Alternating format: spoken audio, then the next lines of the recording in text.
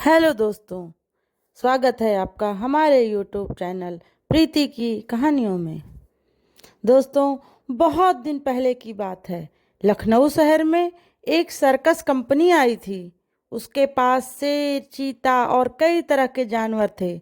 इनके साथ ही एक बंदर मिट्ठू भी था। बच्चों के झुंड रोज इन जानवरों को देखने आया करते थे। मिट्ठू ही उन्हें सबसे प्यारा लगता। उन्हीं बच्चों में गोपाल भी था। वह रोज आता और मिट्ठू के पास घंटों चुपचाप बैठा रहता। उसे शेर, भालू, चीता आदि से कोई प्रेम न था। वह मिट्ठू के लिए घर से चने, मटर, केले लाता और उसे खिलाता। मिट्ठू भी गोपाल से इतना हिल मिल गया था कि बिना उसके खिलाए कुछ न खाता। इस प्रकार दोनों में बहुत अच्छी दोस्ती हो गई। एक दिन गोपाल ने सुना कि सर्कस कंपनी वहां से दूसरे शहर में जा रही है। यह सुनकर उसे बड़ा दुख हुआ। माँ ने उसकी उदासी के बारे में पूछा तो वह रोता हुआ बोला, माँ, मुझे पैसे दे दो, मैं जाकर मिट्ठू को खरीद लाऊं। वह न जाने कहाँ चला जाएगा, फिर मैं उसे कैसे देखूंगा? वह भी मुझे न देखेगा तो रोएगा।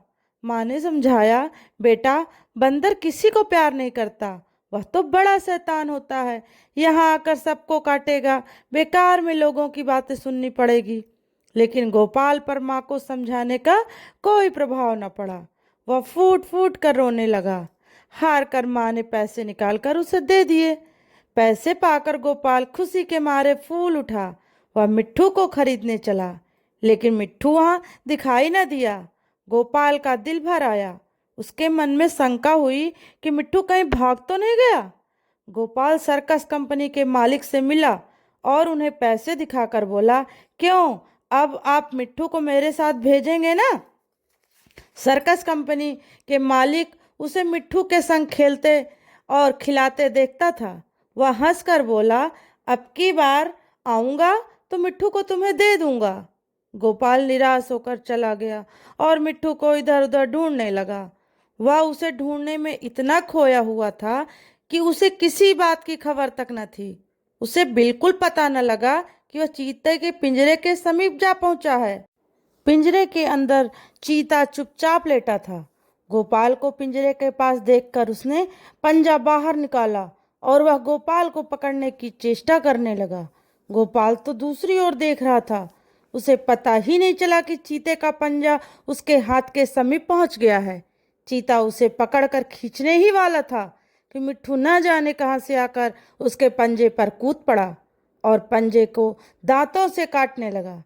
इससे गोपाल तो चीते की पकड़ से छूट गया, लेकिन चीते ने दूसरा पंजा निकाला और मिट्ठू को ऐसा घायल कर दिया कि वह वहीं गिर पड़ा और जोर जोर से चीखने लगा।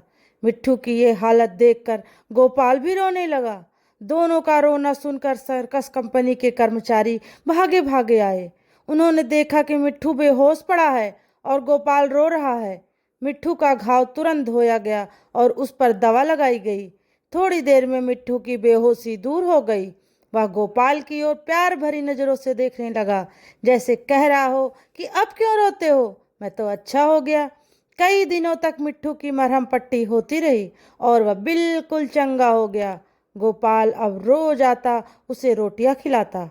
आखिर सर्कस कंपनी का शहर से चलने का दिन आया। गोपाल बहुत दुखी था। वह मिट्ठू के पिंजरे के पास खड़ा आंसू भरे नेत्रों से देख रहा था। तभी सर्कस कंपनी के मालिक ने आकर उससे पूछा, अगर तुम्हें मिट्ठू मिल जाए तो क्या करोगे? गोपाल ने कहा, मैं उसे अपने हाथ से खिलाऊंगा, उसके साथ खेलूंगा, उसे अपने घर ले जाऊंगा। मालिक ने कहा, अच्छी बात है, मैं बिना पैसे लिए ही मिट्ठू को तुम्हारे साथ भेज देता हूँ। गोपाल को जैसे कोई खजाना मिल गया हो। उसने मिट्ठू को गोद में उठा लिया और मिट्ठू नीचे कूद पड़ा।